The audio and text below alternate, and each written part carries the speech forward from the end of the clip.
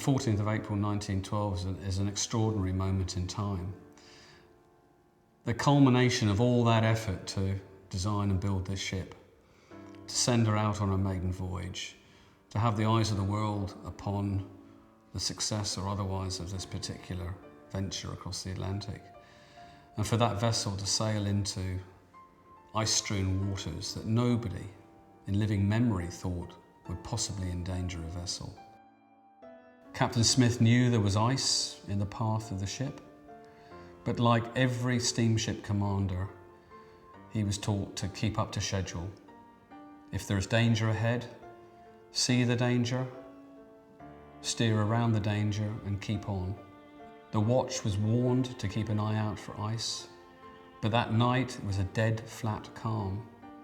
No water would break at the base of icebergs to reveal their presence. Titanic was going too fast, directly into a field of ice. And at 11:40, she struck an iceberg with catastrophic effect to the structure of the vessel. As soon as the accident happened, Thomas Andrews was summoned to the bridge, and then he went down into the ship to really ascertain what the damage level was. Being the engineer that he was, he went below, analyzed it, immediately saw it was a fatal encounter. The ship was definitely going to sink. When he came back, the inevitable fate of Titanic was already clearly visible on his face.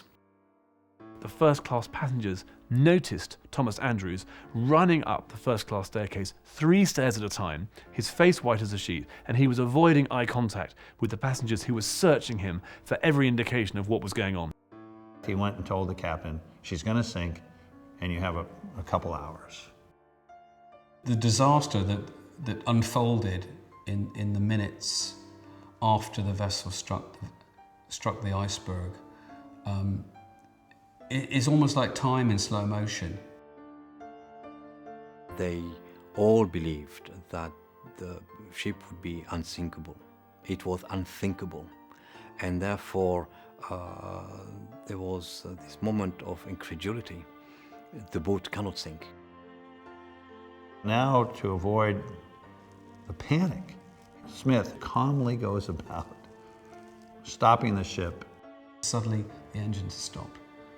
Titanic was as silent as the grave, and that had actually woken people from their sleep. Of course, it was very different for those men in the boiler rooms and the engine rooms. The inrush of water must have been terrifying.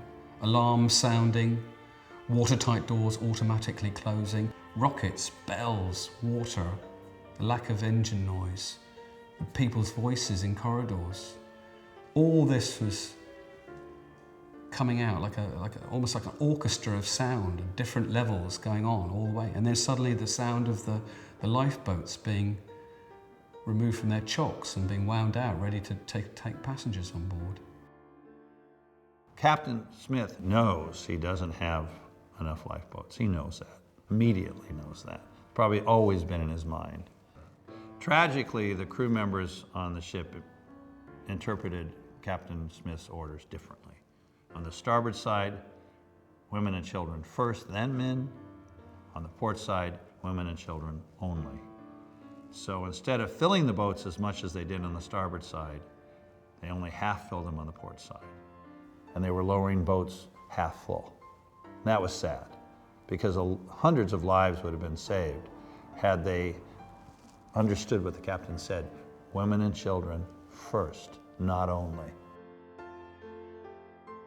People on the boat deck of the Titanic on the 14th of April 1912 at 12 o'clock at night still thought it was safer to remain on the Titanic than it was to step into a lifeboat. People realised there was a problem, but the magnitude of the coming disaster, they had no concept of it. You see, we know Titanic's going to sink. They didn't know Titanic was going to sink. They assumed there was a problem, that there will be a solution found for this. After all, this is the world's largest and safest passenger liner. How could this vessel sink? Why do people keep remaining fascinated. Well, why does this Titanic story just not go away? Why does every generation rediscover it? And I think it's because of the morality play that was acted out upon the deck of the Titanic. People literally assembling on a stage with the band playing, and we saw all of these behaviors, this Ismay, the owner, going in the lifeboat and escaping, but a boy who just turned 18 the day before on the passage, when offered a seat, says, I'm a man now. I will stand with the other men. And he chose to die, even though he was offered a seat. Or the Strausses from Macy's department store. She gets in the lifeboat. Her 80-plus old husband goes to get in. Officer stops him and says, I'm sorry, sir. Women and children only. She's in the lifeboat. She says, where he goes, I go. She got out of the lifeboat and chose to die with her husband.